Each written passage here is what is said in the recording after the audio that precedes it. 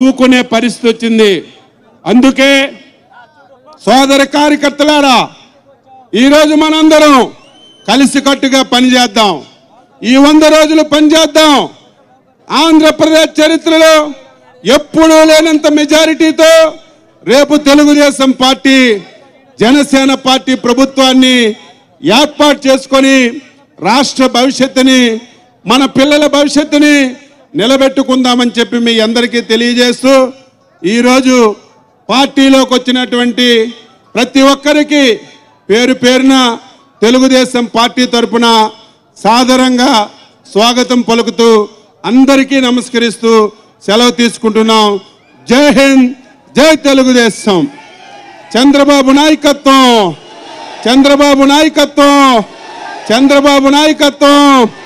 Psycho పోవాలి, psycho పోవాలి, psycho పోవాలి.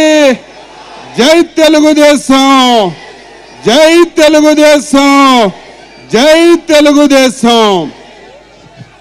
థ్యాంక్ యూ అచ్చెన్నాయుడు గారు. ఇప్పుడు తన గురించి జాయిన్